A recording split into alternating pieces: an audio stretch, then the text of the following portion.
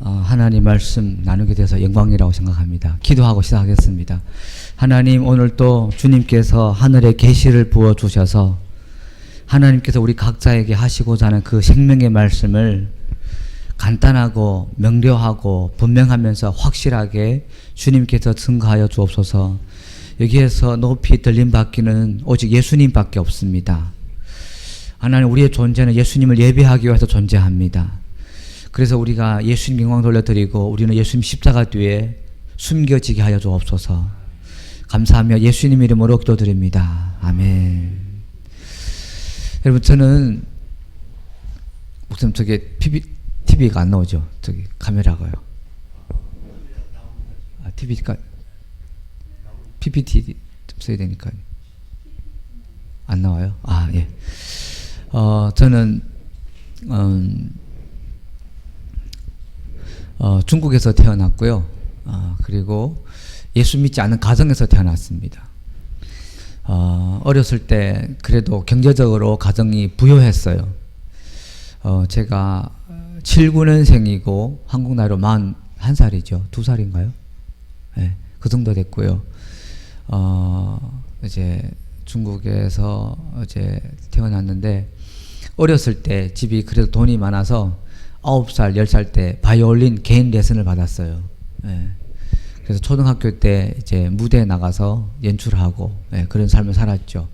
어렸을 때 제 기억에 뭐 양복 입고 넥타이 매고 구두 신고 정말 호화로운 삶을 살았죠. 그러다가 10살 때 아버지 사업이 사기를 당해서 이제 망하게 됩니다. 그리고 가정이 정말 어려웠어요. 제일 어려울 때가 15살 때인데요. 중학교 다닐 때 제가 아버지 바지를 입고 학교를 갔어요. 그래서 아버지가 이제 돈 벌려고 밖을 나갔을 때 아버지 바지를 이렇게 걸쳐서 입고 학교를 가고, 학교를 갈 때 운동화 신발을 살 돈이 없어서 바닥이 빵꾸난 신발 신고 거기에다가 스티로프를 깔고 가위로 이렇게 잘라서 깔고 이제 학교를 다니면서 정말 불편한데도 내색을 하지 않고 학교를 다녔어요. 등록비도 내기가 힘든 상황이었고요. 15살 때 어머님의 친구가 저희 어머님에게 예수 믿으라고 복음을 전했습니다. 그래서 어머님이 교회를 나가고 예수를 믿게 되고 정말 열심히 믿었어요. 의지할 데가 없기 때문에 정말 열심히 믿었습니다. 새벽 기도부터 철야까지 빠지지 않고 예배를 참석하고, 성격상 뭘 하면 머리가 되고 꼬리가 되지 않는 성격이어서 새신자가 교회 나가면서 부르짖고 기도하고 찬송하고 적극적이고 열정적으로 예배 참석을 하고, 그래서 일찍이 성령 충만 받았어요. 그때 저는 중국에서 태어났기 때문에 받은 교육이 하나님이 없다라는 이런 교육을 받았기 때문에 열심히 믿는 엄마가 제가 봤을 때 제정신이 아니었죠. 마치 신천지 같은 이단에 빠져서 제정신이 아닌 어떤 사상과 종교의 지배를 받아서 사는 그런 사람처럼 보였어요. 그래서 어느 날 엄마가 깜짝같이 사라질 것 같은 종말론적인 어떤 이런 사상에 빠져서 재산을 다 버리고 가족을 다 버리고 자녀를 버리고 깜짝같이 사라질 것이 두려웠어요. 그래서 엄마를 보호하는 차원에서 교회를 따라 나갔습니다. 가는 곳이 어딘지 어떤 곳인지 내가 그래도 알아는 봐야 되겠다 해서 엄마를 보호하는 차원에, 구원하겠다는 차원에 교회를 나갔어요. 교회를 나갔는데 제가 이제 교회를 나가면서 한 번 딱 나가봤어요. 그리고 엄마를 핍박했어요. 예수를 믿지 못하게 하기 위해서 제가 사용하는 방식은 뭔가 하면 이 착한 아들이 술 마시고 담배 피우고 학교 안 가고 반항하는 겁니다. 그래서 엄마에게 어떤 생각을 심어주려고 의도적으로 반항했냐 하면, 예수를 믿었더니 우리 아들이 잘못되더라. 하나님 믿으면 복 받는다고 하는데 우리 아들이 오히려 하나님 믿었더니 잘못됐다. 이런 이미지를 심어주기 위해서, 메시지를 전하기 위해서 일부러 술 마시고 취해서 집에서 구역 예배를 드리는 데 가서 방해를 했어요. 술 마시고 집에 가는 길에 바닥에 시골 보면 이제 닭똥 뭐 이런 소똥 있잖아요. 그런데 뒹굴어요, 일부러. 그리고는 집에 들어가서 예배 드리는 중간 한복판에 막 뒹굴어요. 술 주정을 해요.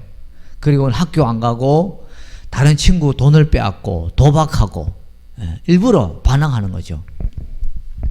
그러다가 제일 어려울 때가 17살, 정확하게는 잘 생각이 안 나는데요. 17살, 18살 때 하루는 도저히 등록비를 못 내서 도저히 학교를 못 가는 상황이었어요. 그래서 어머님께 그렇게 말씀드렸죠. 학교를 안 다니겠다고. 중3 때 학교를 안 다니겠다고 그랬더니 어머님이 그럼 너 뭐 할래? 그때 제 안에서 툭 튀어나온 얘기가 예수 믿어보겠다고. 여러분 그 말은요 제정신에 한 게 아닙니다. 의도로 한 게 아니라 엄마가 너 뭐 할래? 라고 물어봤을 때 저와 상관없이 제 안에서 툭 튀어나온 얘기가 그 얘기였어요. 예수 믿어보겠다. 그랬더니 어머님이 두꺼운 성경, 그때는 관주 성경인데 아래 우러보는 이런 성경이었어요. 주석이 없는 그 성경을 딱 주면서 예수 믿는 사람들은 주기도문부터 외워야 된다 그러시는 거예요. 그래서 이제 한 오전 9시쯤 부모님이 집에 안 계실 때, 집에 누구도 없을 때 이제 성경을 펼쳤어요. 첫 페이지를 딱 펼치니까 주기도문이 기록되어 있잖아요. 그래서 학교를 안 가고 등록비를 낼 수 없고 아버지 어머니 사업은 망하고 그 다음에 아버지는 돈을 벌기 위해서 집을 나서면 거의 1년 동안 집에 들어오지 않는 그런 가정 상황을 돌이키면서 생각을 하면서 절망 중에 하늘을 쳐다보면서 한탄을 하는 거예요. 살고 싶은 소망도 없고 죽고 싶은 생각밖에 없는. 그래서 부모님 모르게 농약을 시골에 농약을 사서 갖다 놓고 마실까 고민하는 자살 충동이 심한 그런 상황이었죠. 그래서 하늘 보면서 한탄하면서 주기도문을 이제 외우기 시작하는데 첫 마디가 뭐죠? 하늘에 계신 우리 아버지요. 근데 첫 마디 하늘에 계신 우리 아버지요 하는데 그 아버지가 반응하셨어요. 눈을 뜬 채로 하늘을 보면서 주기도문을 외우는데 눈을 뜬 채로 하늘 문이 엘리베이터 문이 열리듯이 쫙 열리더니 제가 천국 갔어요. 천국 갔는데 하나님 보좌를 본 것이 아니라 하나님 보좌를 향하여서 예배드리는 수없는 사람들이 거룩한 흰 세마포 옷을 입고 하나님을 예배드리는 뒷모습을 보게 되었어요. 근데 그 분위기가요 저와는 완전히 딴 세상인 거 있죠.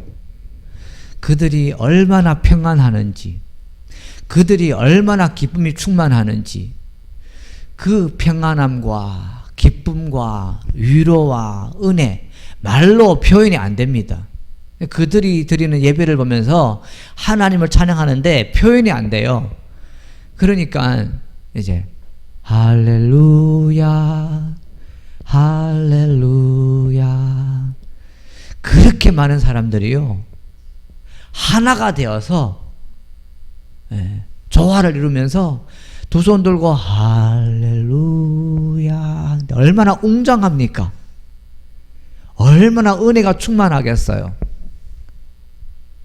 제가 막 눈물을 흘렸죠. 그리고 있는데 하나님의 음성이 들렸어요. 아들아 그러는 거예요.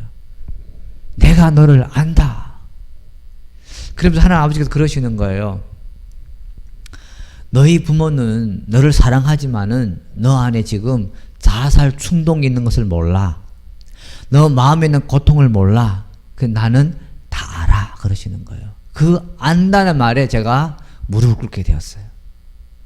아, 나를 아시는 분이 계시구나. 나는 혼자가 아니구나. 하나님 아버지 계시구나. 천국이 있구나. 이렇게 많은 사람들이 천국을 누리고 있구나. 그러면서 제가 딴 세상을 영적인 세계, 새로운 세상을 알게 되었어요.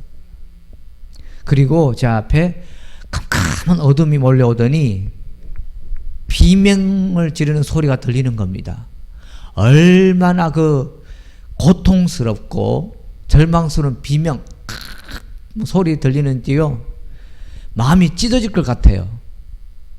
제가 그랬죠. 하나님, 이렇게 좋은 세상이 있는데 저 사람들은 왜 저기에서 고통받고 있습니까? 그곳은요, 죽고 싶어도 죽을 수가 없는 곳, 영원한 고통. 여러분, 우리가 이 어두운 밤길에 큰 충격을 받으면 공포로 인해 가지고 엄청 두렵잖아요. 그 두려움의 그러니까 그 두려움의 그 심각성의 끝에 정말 공포의 연속이 지옥입니다. 슬픔의 최고 슬픔의 지극에 달하는 그 슬픔의 연속이 지옥입니다. 거기는 하나님이 함께 하심이 없는 곳입니다. 그런 손을 딱 내밀어도 내 손이 안 보이는 그런 어둠 가운데 있는 사람 비명을 지르는데요. 하나님, 왜 저 사람들 저리 고통을 받고 있습니까? 했더니 하나님 그러시는 거예요. 또 음성이 들리는 거예요. 나를 몰라서 그렇다. 그래서 제가 그랬죠. 하나님, 제가 하나님의 이름을 전하겠습니다. 저는 그 자리에서 전도자로 부름받았어요. 그리고 제정신이 돌아왔습니다. 그날부터 저는 학교를 안 가고 뭘 했냐? 밥 먹고 화장실 가고 잠자는 시간 외에는 성경을 보는 겁니다. 하나님을 알고 싶은 거예요. 그래서 두꺼운 성경을 펼쳤는데 성경 말씀이 꿀같이 답니다. 여러분, 하루에 성경 40장 읽었어요. 근데 이 하나님을 알고 싶은 굶주림이 채워지지 않는 겁니다. 그래서 하루에 80장씩 읽었어요. 그랬더니 코피가 터지더라고요.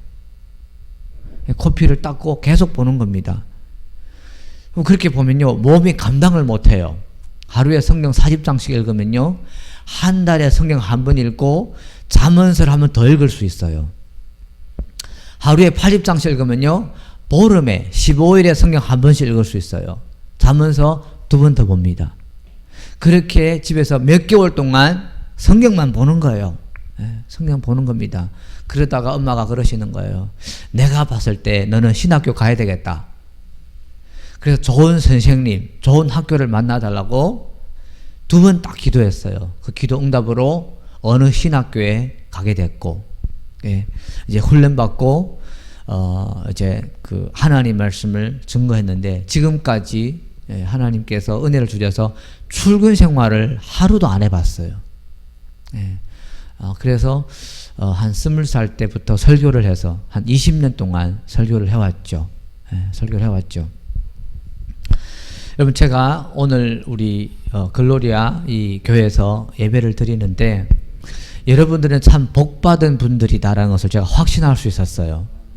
왜 그런가 하면 이곳에는 예배는 여러분, 목사님과 사모님이 인도하는 예배가 아니라 성령님께서 인도하는 예배라는 것을 제가 느낄 수 있었습니다.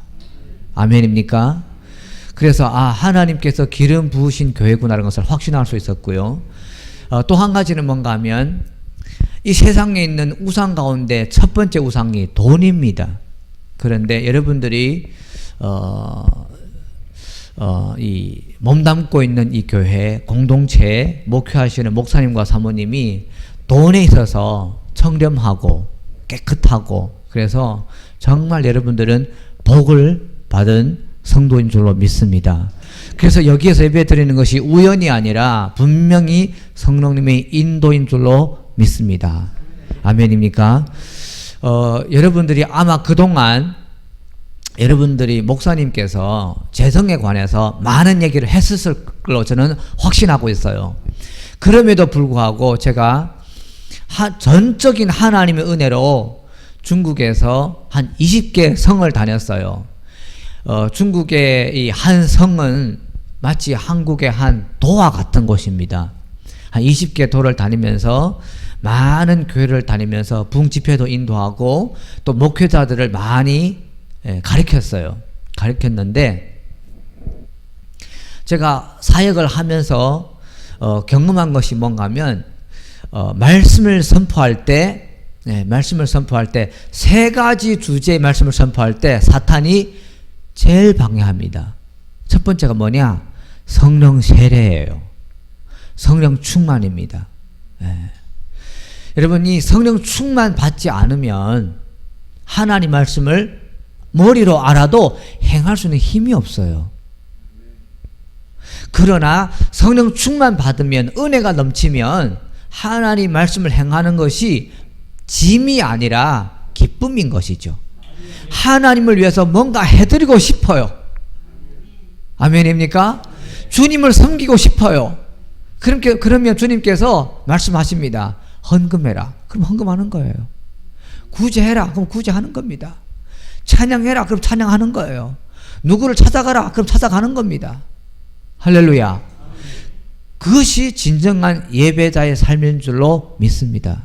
하나님께서 금식하라면 금식하고 기도하라면 기도하고, 왜? 주님이 좋으니까, 주님을 위해서 뭔가 해드리고 싶으니까요. 그래서 성령 충만이 중요한 것이죠. 아멘입니까? 그래서 사탄이 제일 싫어하는 것이 성령 충만이에요. 교회가 성령 충만이 없으면 하나님을 믿는데 능력이 없어요. 기쁨이 없어요. 그러나 반대로 성령 충만하면 기쁨이 충만합니다. 성령의 열매가 맺어집니다. 하나님 나라가 마음속에 이루어져요.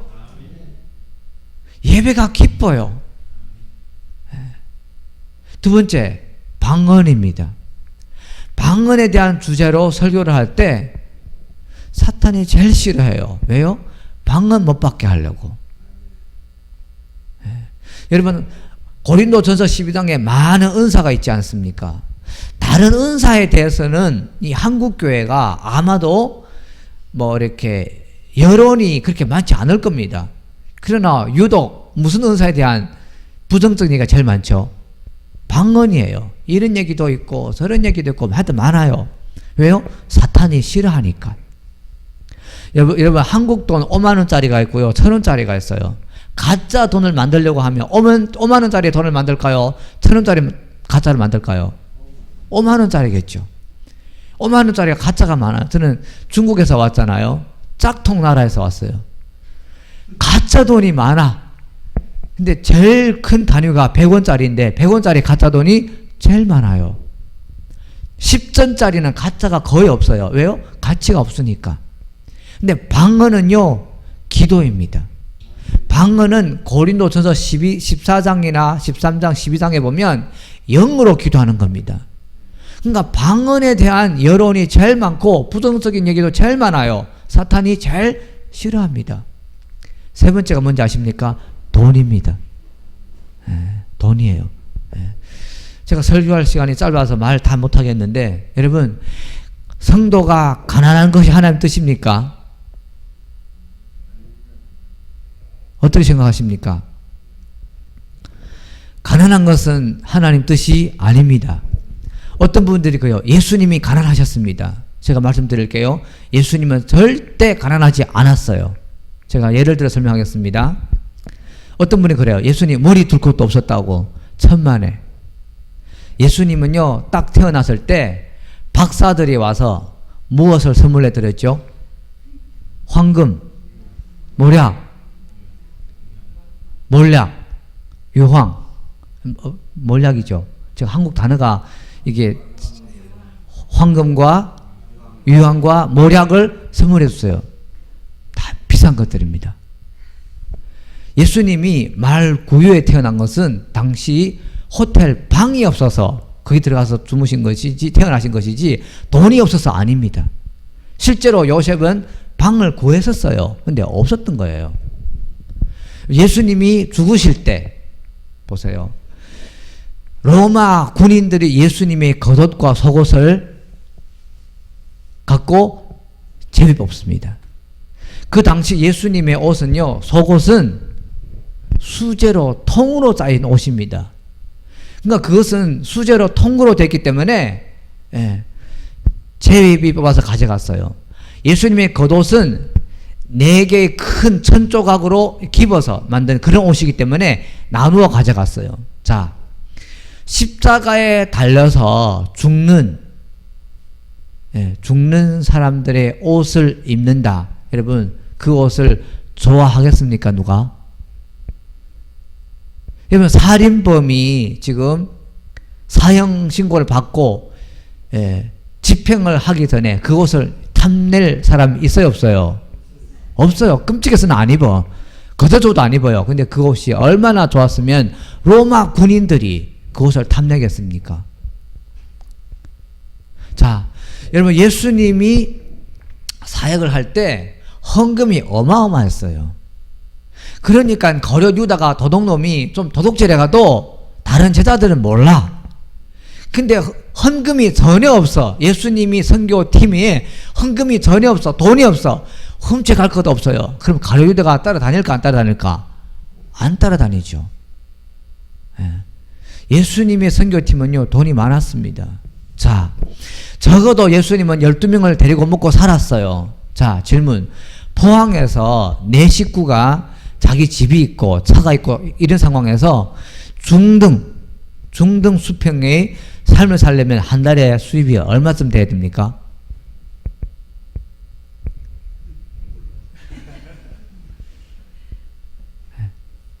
$400 정도. 예수님은요, 12명을 데리고 살았어요. 얼마가 필요하겠죠? 적어도 1200만 원 필요합니다. 그렇게 따지면. 예수님은 그렇게 하셨다라는 거예요. 예수님은요, 오병이어로 기도했더니 5,000명을 먹여 살렸어요. 할렐루야. 예수님은 가난하지 않았습니다. 언제 가난했냐? 십자가에서 가난했어요. 어느 정도로 가난했냐? 본인의 몸을 가릴 천조각 하나 없었어요. 고린도 후서 8장 9절 보면 예수님이 가난해진 것은 우리로 하여금 부유하게 하기 위하여서, 예수님이 가난의 저주를 담당하고 그분의 풍성을 우리에게 주기 위하여서 예수님이 가난하게 되신 줄로 믿습니다. 아멘입니까? 자, 그럼 예수 믿는 사람들이 부유해지는 것이 하나님의 뜻입니까? 어떻게 생각하세요? 당연히 부유해야겠죠. 왜요? 하나님 아들이니까. 하나님은 천지를 창조하신 주인이시니까. 아멘입니까? 그런데 그 부요함은 욕심이 아니에요. 탐심이 아니에요. 하나님이 부를 우리에게 주는 것은 우리가 그 부를 통하여서 하나님을 예배하고 하나님의 이름을 전하고 선교하고 많은 사람들을 마귀의 속박에서 구속하고 구원하는데 돈을 도구로 써라고 하나님께서 주신 줄로 믿습니다. 그래서 많은 주의 종들이 부유한 삶을 누릴 수 있어요. 그러나 나에게 있는 것을 교회에다 드리고 선교제 선교사들에게 드리고 가난한 사람들에게 나누어 주고 그렇게 함으로 스스로 가난해졌어요. 예수님처럼. 그것은 하나님의 뜻인 줄로 믿습니다. 나 가난하기 싫어. 근데 어쩔 수 없어서 가난하게 사는 것, 하나님 뜻이 아닙니다. 나는 부유하게 살 수 있어. 그러나 나는 사랑으로 하나님을 섬길 거야. 교회를 섬길 거야. 선교할 거야. 가난한 자를 섬길 거야. 라면서 나누어 줘서 스스로 가난해지는 것은 하나님께서 하나님 나라와 의를 구하는 것이다라고 말씀하셨습니다. 할렐루야. 자, 여러분, 교회에서 돈에 관한 설교를 많이 하면 시험에 든다고 합니다. 사실입니까? 중국에서는요, 목사가 돈에 대한 설교를 많이 하면 성도들이 시험에 들어서 교회를 떠난대요. 근데 저는 목회할 때 석 달에 한 번씩 체계적으로 돈에 대한 얘기를 했어요. 6개월에 한 번씩 체계적으로 돈에 대한 강의를 했어요. 왜 그런가? 자, 성경은 재정에 관해 어떻게 말씀하는가?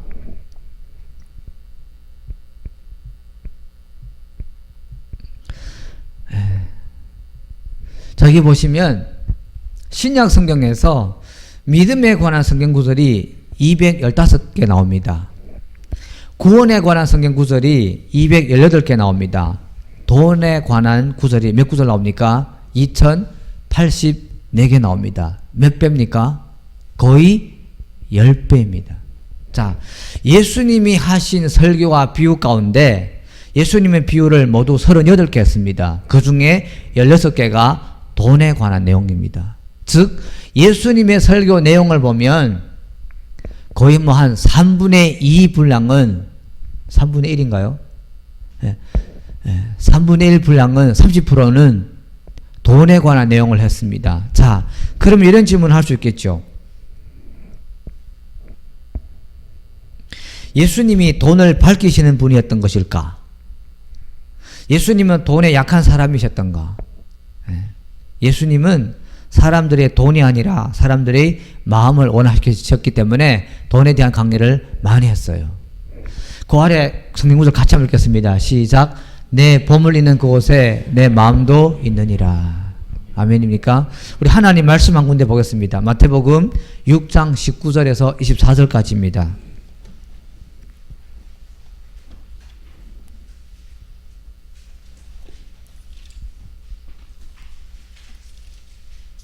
마태복음 6장 19절에서 24절까지 말씀입니다. 시간 많지 않기 때문에 좀 서둘러서 제가 읽어드리겠습니다. 너희를 위하여 보물을 땅에 쌓아두지 말라. 거기는 좀과 등록에 해하며 도둑이 구멍을 뚫고 도둑질하느니라. 오직 너희를 위하여 보물을 하늘에 쌓아두라. 거기는 좀이나 등록에 해하지 못하며 도둑이 구멍을 뚫지도 못하고 도둑질도 못하느니라. 내 보물 있는 그곳에는 무엇이 있습니까? 내 마음도 있느니라. 자, 방금 돈 얘기했죠. 22절에 눈은 몸의 등불이니 그러므로 내 눈이 성하면 온몸이 밝을 것이요. 눈 얘기를 했죠. 그렇죠? 눈이 나쁘면 온몸이 어두울 것이니 그러므로 내게 있는 빛이 어두면 그 어둠이 얼마나 더하겠느냐. 그리고 24절 같이 읽겠습니다. 시작. 한 사람이 두 주인을 섬기지 못할 것이니 혹 이를 미워하고 저를 사랑하거나 혹 이를 중히 여기고 저를 경히 여김이라. 너희가 하나님과 재물을 겸하여 섬기지 못하느니라. 아멘. 여러분 이 말씀을 잘 보면 이 말씀을 잘 보면 잠깐만요. 죄송합니다. 말씀을 잘 보면 어떻게 되냐면 보세요. 요 A 부분이 돈에 관한 물질에 관한 말씀입니다. 19절부터 24절까지. 그리고 24절이 또 돈에 관한 말씀입니다. 근데 중간에는요 이상해요. 눈에 관한 말씀을 해요. 이것이 히브리인들이 성경을 기록하는 방식입니다. 이 구조를 뭔가 하면 샌드위치 구조라고 합니다. 자, 샌드위치 위에 빵이 있죠. 아래 빵이 있죠. 중간에 뭐 있습니까? 고기, 채소, 잼 있죠. 여러분 빵이 중요할까요? 중간에 게 중요할까요? 중간에 게 중요한 거예요. 자, 그럼 눈이 뭐냐? 여러분 마태복음을 이렇게 접어두시고 다시 올 거니까 잠언서로 가보겠습니다. 잠언서 22장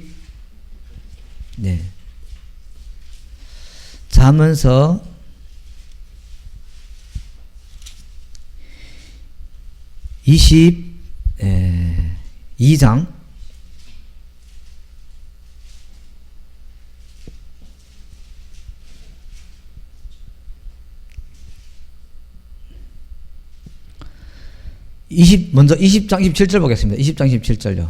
20장 27절.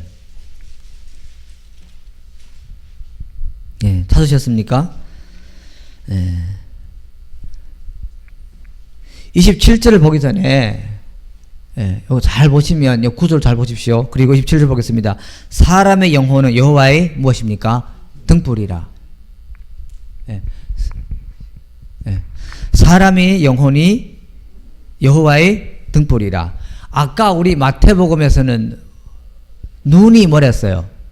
여호와의 등불이라 했죠. 그렇죠? 한번 비교해 보십시오.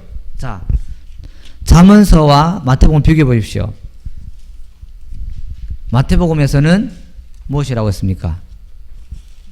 눈이 여호와의 등불이다. 근데 잠언서에서는요, 영혼이 여호와의 등불이라. 그러니까 눈이 뭡니까? 영혼인 거예요. 그러니까 여러분 다시 한번 이 구조를 보십시오. 자, 앞을 보시겠습니까? 샌드위치 구조로 돈 얘기 나와요. 또 아래도 돈 얘기 나옵니다. 물질 얘기 나옵니다. 중간에 눈 얘기 나와요. 자, 이게 영혼인데, 자, 영혼이 중요합니까? 돈이 중요합니까? 영혼이 중요해요. 그래서 이런 것이죠. 자, 영혼이 잘 되기 위해서는 돈 관리를 잘해야 됩니다. 왜? 사람의 마음이 물질에 있기 때문에. 물질이 어디에 있냐에 따라서 마음이 어디에 있어요. 반대로 내 마음을 어디에 두고 싶으면 물질을 거기에다가 심는 거예요. 아멘입니까? 또 반대로 이렇게 볼 수 있습니다. 여러분, 우리 몸은요, 아프면 금방 알 수 있어요. 통증을 느끼기 때문에. 근데 영혼이 병이 들면 통증을 못 느껴요. 그래서 서서히 사람이 멸망해 갑니다.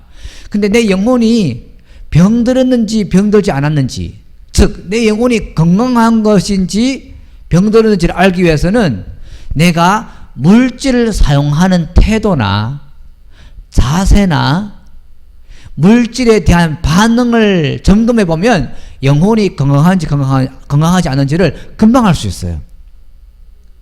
가령 예수님을 10년 믿었어요. 11조 안 한다. 그 영혼은 병든 상태입니다. 건강한 것이 아닙니다. 그렇죠? 그래서 우리는 내 자신의 영혼이 건강한지를 자주 점검해야 합니다. 자주 점검해야 돼요. 그래, 어떻게 하냐? 돈에 관해서 내 태도와 자세가 어떻는지를 점검해 보면 바로 그게 나올 줄로 믿습니다. 그래서 결론, 성경은 재정을 중요시합니다. 왜 그런가? 성경은 마음을 중요시하기 때문입니다. 따라서 같이 한번 읽겠습니다. 시작. 따라서 모든 것의 첫걸음은 개인적인 재정을 성경의 질서에 맞게 먼저 계획하고 쓰는 것이다. 요한복음 4장 24절, 하나님은 영이시니 예배하는 자가 영과 진리로 예배할지니라. 그리스도인으로서 우리가 하는 모든 일은 하나님께 드리는 예배의 일부분이 되어야 합니다. 그래서 돈을 사용하는 것, 돈을 버는 것, 이 모든 것은요, 예배가 되어야 할 줄로 믿습니다. 그러니까 예배가 되어야 할 줄 믿습니다. 그래서 하나님을 예배하기 위해서는 두 가지가 있어요. 그게 뭔가 하면 진리가 있고, 아까 말하면 예배드린 자는 신령과 진정으로, 그러니까 진리와 성령으로 예배를 드려야 되는데, 자, 우리 먼저 진리를 한번 볼까요? 이 진리는 마치 중력과 같은 겁니다. 중력과 같은 거예요. 그래서 예수님을 믿는 사람이라 하더라도 진리의 법칙을 무시하면 화를 당하게 됩니다. 자, 예를 들어 볼까요? 지구에는 중력이 있어요. 근데 저희 집이 지금은 아니고 과거에 15층 아파트에서 살았어요. 중력의 법칙이 있지 않습니까? 제가 성령 충만한 사람이에요. 그리고 성경도 달달달 외운다고 합시다. 각종 은사가 나타난다고 합시다. 그런데 진리라고 하는 중력의 법칙을 무시하고 15층에서 뛰어내리면 어떻게 될까요? 죽죠. 그래서 예수님을 믿는 사람이든 예수를 믿지 않은 사람이든 상관하지 않고 하나님이 이 땅에 세우신 중력의 법칙을 알고 잘 이용하고 써먹어야 됩니다. 중력의 법칙을 존중해야 합니다. 할렐루야. 진리를 존중해야 돼요. 그런데 문제는 무엇인가 하면 예수 믿는 사람들이 진리를 모른다라는 것이죠. 하나님을 믿는데 진리에 근거해서 하나님을 믿는 것이 아니라 내 마음대로, 아니면 내가 가정에서 성장했던 부모님, 그 배경에 부모님을 통해 배웠던 그 습관대로 신앙생활하는 것이 문제라는 거예요. 그래서 우리는 진리로 무장해야 할 줄로 믿습니다. 여러분, 관계에 관한 진리의 법칙이 있어요. 재정에 관한 진리의 법칙이 있습니다. 성령 충만에 관한 진리의 법칙이 있어요. 기도에 관한 진리의 법칙이 있습니다. 몸이 건강하기 위해서는 거기에도 나름의 진리의 법칙이 있어요. 그래서 예수 믿는 사람은 하나님이 창조하신 이 땅의 법칙을 하나하나씩 터득해 가야 합니다. 근데 예수를 믿어도 이 진리를 모르면 15층도 뛰어내린다니까요. 그리고 이렇게 얘기합니다. 하나님, 예수 믿었는데도 왜 잘 안 됩니까? 하나님 그러죠. 너 법칙을 모르니까, 법칙을 무시하니까요. 사람이 물에 들어가서 숨 쉬면 어떻게 됩니까? 죽죠. 그게 법칙입니다. 그게 진리예요. 하나님이 이 땅을 창조한 법칙을 우리는 터득해야 합니다. 여러분, 두 가지 상황에서요, 저는 아이들을요, 정말 호되게 때립니다. 첫째는 뭔가 하면, 아파트에서 뛰어내리려고 할 때. 제가 미워서 그러겠습니까? 사랑해서 그러죠. 그쵸? 두 번째, 전기코드에 손가락 넣을 때 저는 엄청 때립니다. 왜요? 죽으니까. 그래서 부모는 자녀들에게 가르치지 않습니까? 그런 것처럼 우리는요, 교회에서 목사님과 사모님 통해서, 주의 종을 통해서 진리의 법칙을 체계적으로 잘 배워야 할 줄로 믿습니다. 두 번째는 뭔가 하면요, 진리를, 법칙을 잘 알아도 성령의 인도를 받아야 합니다. 그래서 금요일날 저녁에 제가 증거했던 하나님 말씀에 근거해서 하나님과 대화해야 됩니다. 하나님의 음성을 들어야 합니다. 하나님 인도를 받아야 합니다. 아멘입니까? 그 인도를 받아야 됩니다. 오후 시간에 제가 한 단계 더 들어가서 어떻게 혼이 회복되는지 좀 더 깊이 있는 말씀을 나누도록 하겠습니다.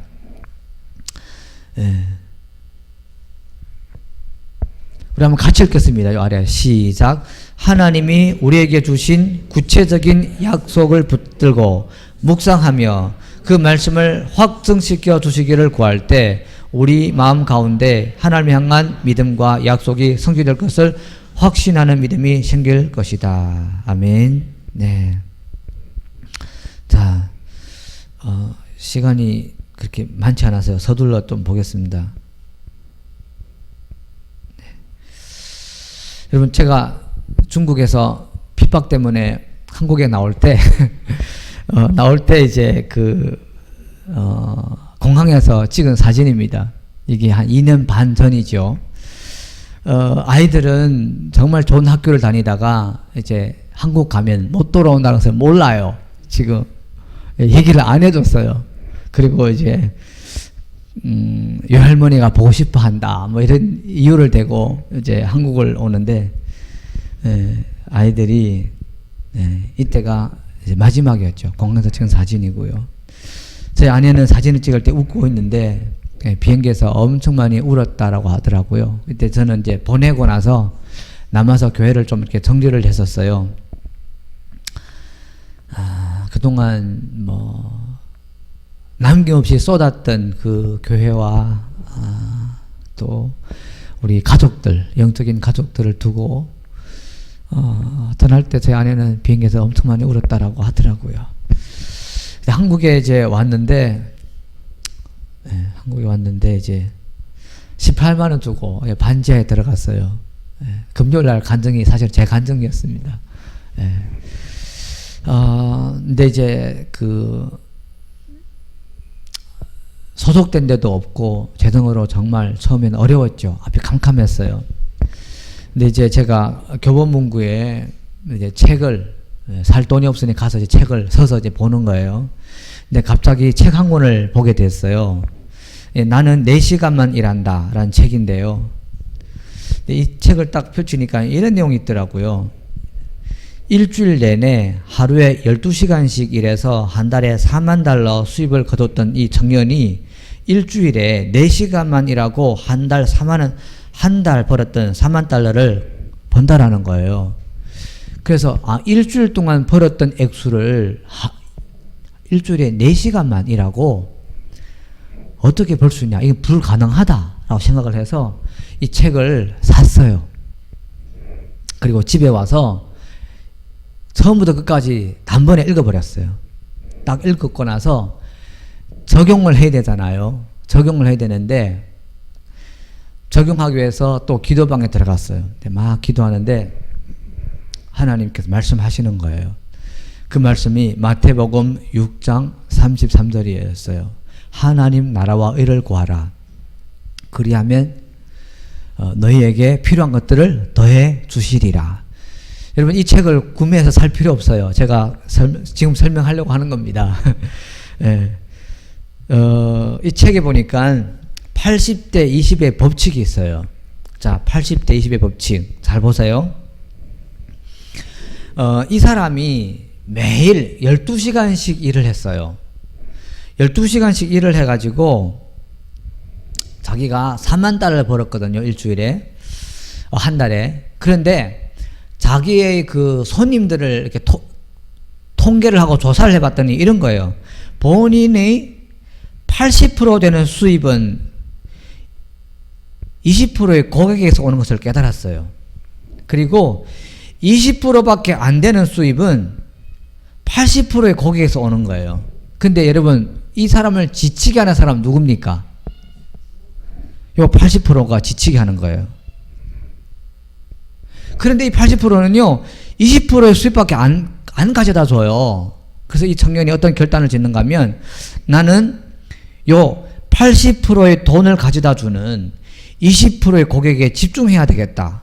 이런 결정을 합니다. 그래서 이 80% 자기의 대부분의 에너지를 소모하는 사람들을 다 잘라버려요. 수입은 줄었겠죠. 20% 줄었겠죠. 그러나 에너지가 넘쳐나요. 에너지가 넘쳐나니까 요 20% 되는 사람들을 더 잘 섬길 수 있어요. 그랬더니 20% 되는 고객들이 만족을 하고 자기와 비슷한 고객을 또 데려와요. 그러니까 이 사람이 일주일에 4시간이라고 한 달 벌었던 수입을 벌어오는 거예요. 여러분 우리가 신앙생활 할 때 많은 방법을 배우려고 합니다. 항상 질문해요. 어떻게 하면 됩니까? 예를 들어서 하나님의 음성 어떻게 들으면 됩니까? 물어봐요. 어떻게 행하면 됩니까? 물어봐요. 그런데 여러분 어쩌면 플러스가 아니라 마이너스 하면 됩니다. 뭔가 하면 지금까지 행했던 행위 가운데 어떤 것을 하지 말아야 됩니까? 쓸모없는 것, 비본질적인 것들을 없이면 하나님의 음성을 더 쉽게 듣습니다. 예를 들어 볼까요? 누군가 그 얘기를 하더라고요. 저는 그 얘기에 전적으로 동의합니다. 뭔가 하면 마귀가 최근에 대한민국에서는 할 일이 없대요. 왜요?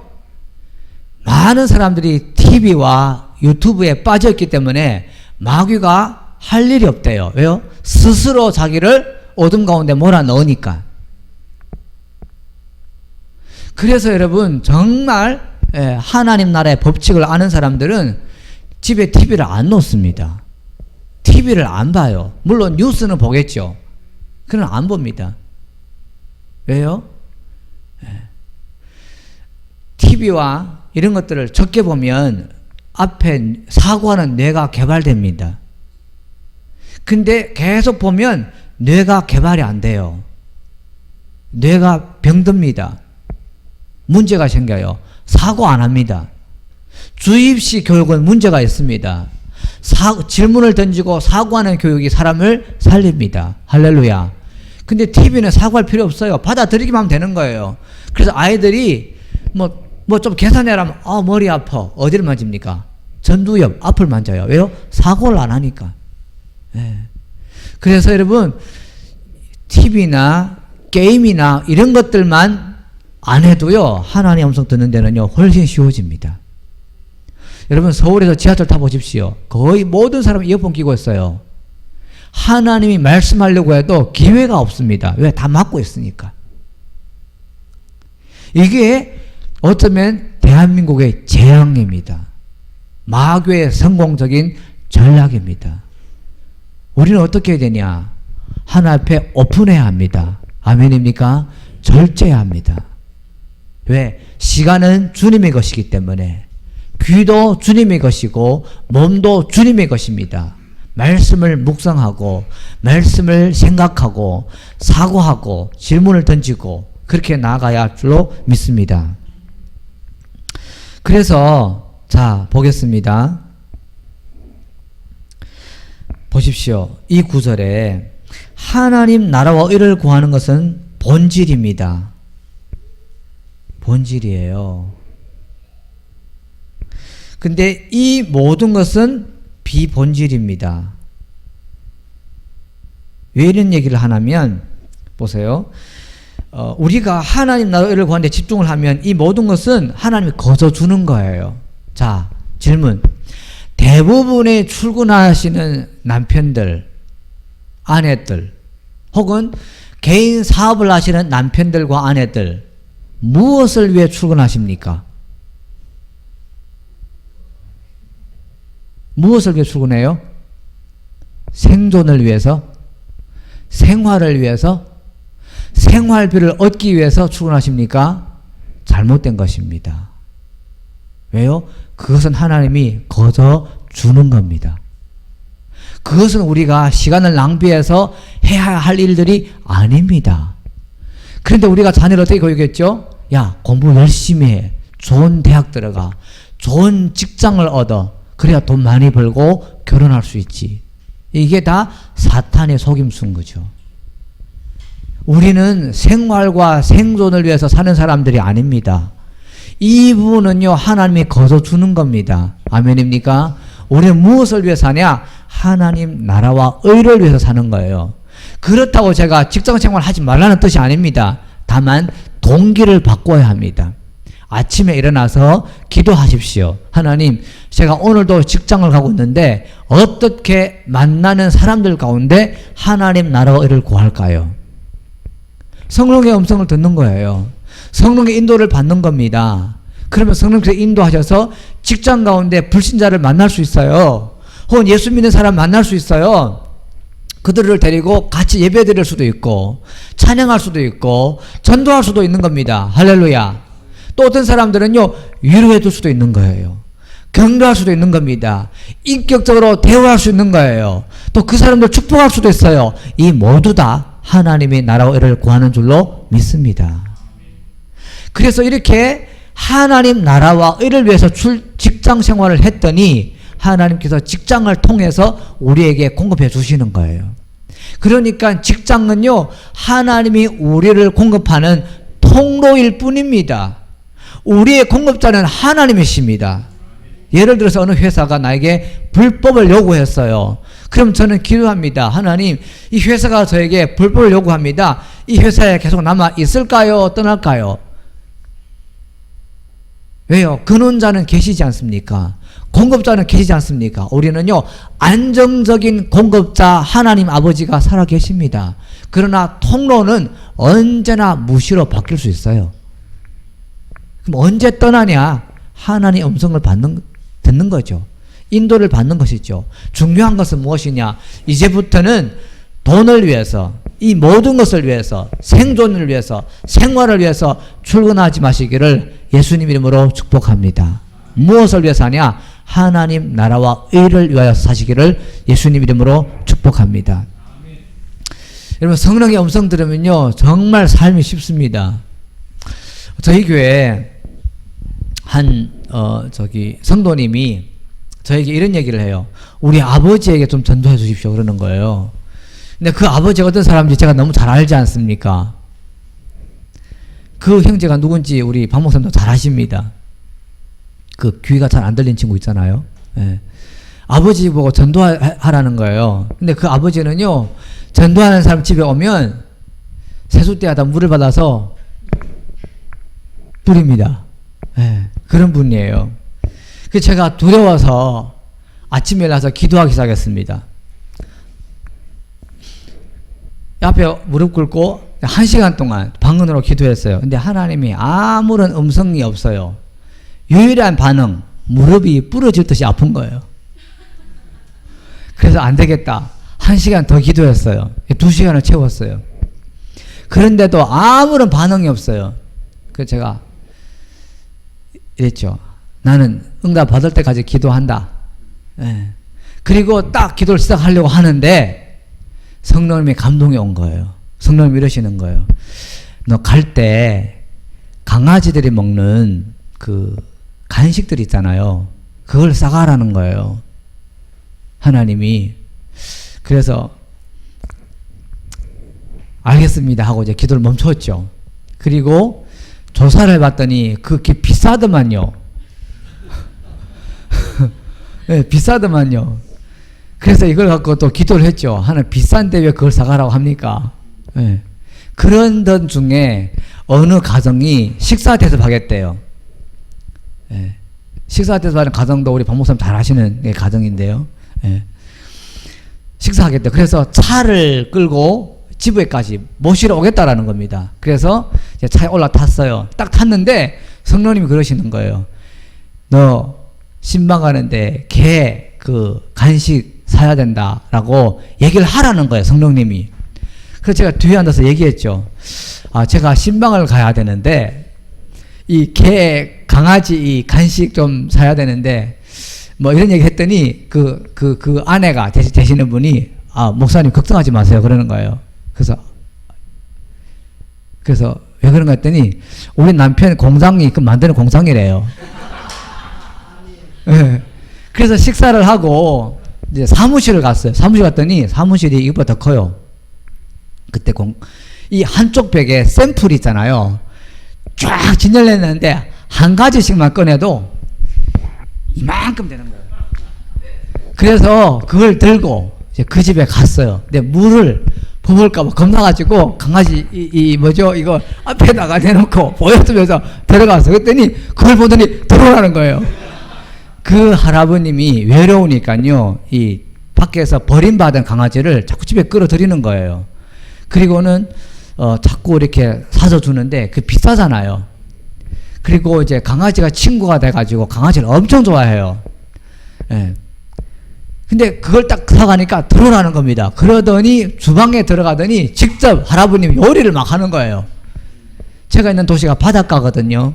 바닷가에서 깊은 바다에서 낚시한 바다 생선, 비싼 생선, 뭐 한 마리에 6만 원, 7만 원 생선을 다른 종류로 3마리 해서 가져와가지고 제가 목사니까 앞에다가 저 앞에 콜라를 붓고 본인은 맥주를 부어놓고 간배하자는 거예요. 그러더니 간배하자고 하면서 딱 놓더니 기도하자라는 거예요. 그 할아버님이 본인이 기도하겠대요. 그래서 하나님 감사합니다 아멘 하고 이제 마시자는 거예요. 마셨어요. 그리고 겁이 나서 복음도 못 전했어요. 밥 먹고 집에 왔어. 근데 그 다음 주 주일날 교회를 나오신 거예요. 그러더니 11조 하는 거예요. 그러더니 헌금하는 거예요. 그리고는 나이 드셔서 아프셔서 교회 못 나올 때까지 주일 예배를 안 빠져먹습니다. 할렐루야. 우리 하나님께 박수로 노래 드리겠습니다. 네. 여러분 성령의 음성 들으면요 하나님이 하시는 거예요. 사도행전의 역사가 삶 가운데 일상이 되는 겁니다. 일상이 되는 거예요. 여러분 기도가 승부를 가립니다. 아멘입니까? 그래서 하나님 자녀들은 기도를 통해서 역사를 바꿔요. 한 사람의 운명을 바꿉니다. 그러나 무엇보다도 여러분들이 기도를 드리면 내가 변화돼요. 이게 중요한 겁니다. 어떤 사람이 휠체어를 앉아있는 장애인이에요. 교회 나왔어요. 기도했어요. 다리가 나았어. 걸을 수 있게 됐어요. 여러분 이 남편이 이 장애인으로서 휠체어에 앉을 때 부부 관계가 너무 좋았어요. 왜 그런가 하면 아내가 섬겨드리니까 얼마나 감사해요. 근데 기도를 했어요. 다리가 나았어요. 휠체어를 버렸어요. 마음대로 걸어 다녀요. 그러더니 얼마 안 있다가 남편이 바람을 피우는 거예요. 질문. 이 사람에게 다리가 나은 것은 축복입니까? 저주입니까? 저주지요. 그러니까 여러분 내면이 변화되지 않으면 외적인 축복은요 어쩌면 저주가 될 수 있어요. 그래서 신앙생활의 본질이 무엇이냐? 돈 많은 것 아닙니다. 만사 행동하는 것 아닙니다. 암이 낫는 것 그것도 아니에요. 자녀들 잘 되는 것 아닙니다. 신앙의 본질은 무엇이냐? 하나님을 아는 것입니다. 예수님을 닮는 것입니다. 예배자가 되는 것입니다. 하나님의 성령의 비전을 받는 것입니다. 성령의 음성 듣고 순종하는 것입니다. 그리고 내면이 변화되는 것입니다. 예수님의 성품, 예수님의 아름다움, 예수님의 비전, 선교의 동참, 전도, 영혼 구원 이런 것이 진정한 축복인 줄로 믿습니다. 자, 한번 보십시오. 같이 읽겠습니다. 시작. 지난 33년간 매일 아침 거울을 보면서 나 자신에게 묻곤 했습니다. 오늘이 내 인생의 마지막 날이라면 그래도 오늘 나는 하려는 일을 계속 할 것인가? 연달아 아니요 라는 대답이 며칠 계속 나올 때는 뭔가 변화가 필요한 때라는 사실을 깨달았습니다. 스티브 잡스가 2005년도 스탠포드 대학교 졸업식에서 했던 얘기입니다. 여러분, 직장 생활을 하는데 질렸어. 가기 싫어. 근데 가야 돼. 왜? 먹고 살아야 되니까. 그게 우상 숭배인 겁니다. 삶의 동기가 잘못된 거예요. 그것은 하나님 나라의 일을 구하는 것이 아닙니다. 근데 대부분 가정에서 한 사람은 생존을 위해서, 생활을 위해서, 돈을 벌기 위해서 살고 있어요. 그것은 잘못돼도 한참 잘못된 겁니다. 그것은 복음이 아니에요. 그래서 이 말씀에 근거해서 대한민국에 있는 교회를 평가한다고 한다면 교회 성도들이 여러분 건강합니까? 건강하지 않습니까? 건강하지 않은 것이죠. 예수님을 믿었는데 구원은 받았을지 몰라도 삶의 동기와 삶의 방식은 복음에서 동떨어져 있는, 복음이 없는 삶을 살고 있는 것입니다. 그러나 진정한 복음, 하나님 나라를 위하여서 살 때 하나님은 성령의 음성을 들려주시고 인도하시고 할렐루야, 진정한 복을 받을 줄로 믿습니다. 그래서 만일 큰 재산을 물려받는다면 지금 하는 일을 그만두겠습니까? 1번 당연히 그만둔다. 2번 아마도 그만둘 것이다. 3번 아마 그만두지 않을 것이다. 4번 당연히 그만두지 않는다. 이 반응으로 볼 때 당신은 지금 자신에게 맞는 분야에서 일하고 있는가? 아니면 사명감 없이 일하고 있는가? 여러분, 진정한 비전으로 성령의 음성 듣고 예배자로, 전도자로 하나님 나라의 일을 구하는 사람들은 엄청 많은 재산을 물려받는다 할지라도 하던 일을 그만두지 않습니다. 그러나 1번처럼 당연히 그만둔다. 이 사람은 복음에서 떠나 있는, 잘못돼도 한참 잘못된 것이죠. 네. 자, 이 그림 한번 잘 보십시오. 요 중국 글 우리 좀 이따 박 목사님께서 번역해 주시겠습니다. 네. 지금 큰 그림 보십시오. 지금 어디에 계십니까? 어디입니까? 여기가 전쟁터에 일선이에요. 근데 중간에 있는 이 병사는 뭐 하고 있습니까? 꽃을 심고 있어요. 엄청 바빠요. 그래서 장군이 와가지고 눈을 무릅뜨고 이 병사에게 중간에 뭐라고 하셨습니까, 목사님? 네. 당신 뭐 하고 있는가 했더니 이 병사가 그러는 겁니다. 왜 나를 그렇게 째려봅니까? 나 게을리한 것도 아닌데. 네. 그런 거죠. 왜 나를 이렇게 책망하십니까? 난 놀고 있는 것도 아닌데. 나 바쁜데. 나 열심히 했는데. 그런 거죠. 네. 나 열심히 살았다는 거죠. 네. 여러분, 충실한, 위에 글자 나와 충실이란 것은 24시간 바쁜 스케줄대로 사는 것이 충실이 아닙니다. 진정한 충실은 무엇인가? 존재, 목적에 합당하게 사는 것이 충실인 줄로 믿습니다. 아멘입니까? 우리는 하나님 나라와 의를 위하여서 충실하게 사는 자가 되어야 할 줄로 믿습니다. 아멘입니까? 재성에 관해서 할 얘기가 너무 많아요. 이 PPT를 보시면 엄청 많습니다. 적어도 한 10강의를 해야 되는, 9강의를 해야 되는데 빠른 속도로 2강의 마쳤어요. 다음에 나중에 기회가 있으면 이렇게 또 말씀을 나누고요. 여러분들이 꼭 말씀드리고 싶은 것이 있습니다. 하나님 나라를 구하시기를 바랍니다. 아침에 일어나서 주님과 깊은 교제를 가지시기 바랍니다. 예. 성령의 음성 듣고 인도 받으시기 바랍니다. 성령의 음성을 잘 듣기 위해서는요, 성경 공부를 해야 됩니다. 예. 왜 그런가 하면 성경의 맥락을 알아야 되기 때문에 성경 공부를 해야 되고, 그 성경 공부하고 나서 소리 내서 성경을 많이 읽어야 됩니다. 그래야 성령님께서 내가 읽었던 말씀을 깨닫게 하시고 생각나게 해요.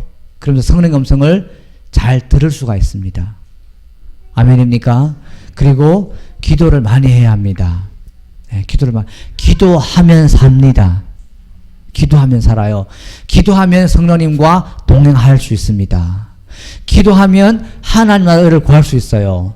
기도하면 성령 충만 받습니다. 그리고 기쁜 마음으로 행복해서 하루를 살 수 있는 줄로 믿습니다. 그러나 기도하지 않으면 안 되는 것이죠. 그래서 기도하는 교회가 살아있는 교회고요. 예, 기도하는 교회가 능력 있는 교회인 줄로 믿습니다. 아멘입니까? 제가 기도하고, 예, 이제 목사님께 올라오셔서 축도해 주시겠습니다. 기도하겠습니다. 하나님, 성경에 기록되어 있는 재정에 관한 진리의 법칙을 많이 깨닫기 원합니다.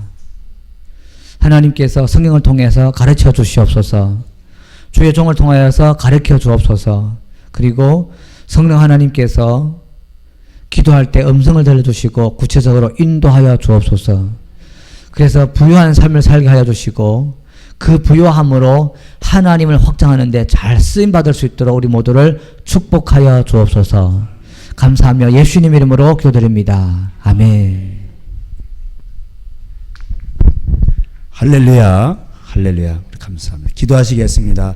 지금은 우리 주 예수 그리스도의 은혜와 아버지의 사랑과 성령님의 교통하심이 살아계신 하나님을 만나며 하나님의 또 도우심을 받으며 하나님의 영광을 나타내기로 소원한 저들 가정 위에 이제로부터 영원토록 함께 있어지리이다. 아멘.